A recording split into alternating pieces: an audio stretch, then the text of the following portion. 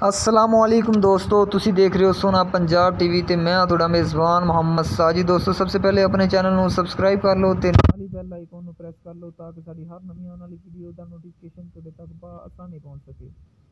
अज असीं तुहाडे वास्ते दोस्तों दो जानवरों की वीडियो लैके हाजिर होए हैं। तो उम्मीद करा कि तुहानूं जानवर बेहद पसंद आउणगे।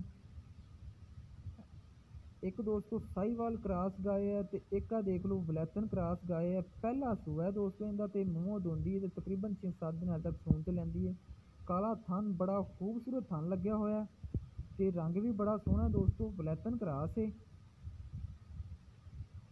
यह देख लो डब्बे रंग च दोस्तों तो चप्पा चप्पा दे सिंह ने, मूँह इनके दो दंद ने, मूँह धोंदी है ते बहुत ही खूबसूरत ए वाली दोस्तों बच्ची है वलैथन क्रॉस से। ते उम्मीद करा कि मेरे प्यारे वीरां नूं ए वाली बच्ची बेहद पसंद आएगी।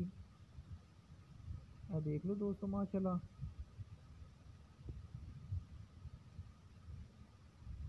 सील साऊ भी है।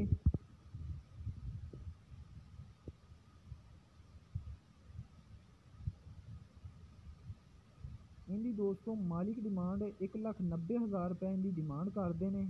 इनकी मालिक डिमांड 1,90,000 रुपये करते हैं।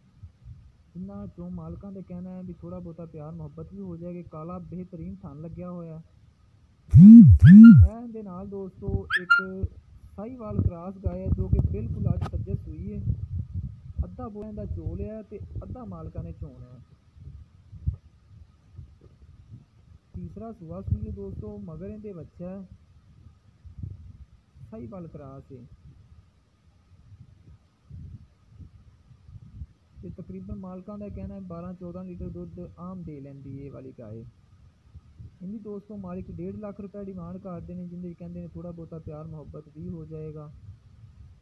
अगर इन्होंने दो गावां चों कोई गां भी किसी मेरे वीर भाई नूं पसंद आती है दोस्तों तो नंबर साडा उपर लिखा होया स्क्रीन पर, तुसीं इहदे ते व्हाट्सएप पर रबता कर सकते हो, ईमो पर रबता कर सकते हो, कॉल कर सकते हो। तो मजीद दोस्तों नवी वीडियो देखने वास्ते अपने चैनल को सबसक्राइब कर लो ताकि असीं जिहड़ी वीडियो भी अपलोड करिए उनका नोटिफिकेशन तुहाडे तक आसानी पहुँच सके। तो उम्मीद करना दोस्तों अज वाली वीडियो तुहानूं अच्छी लगी होगी। मिलने एक नवी वीडियो के नाल। अल्लाह हाफिज़।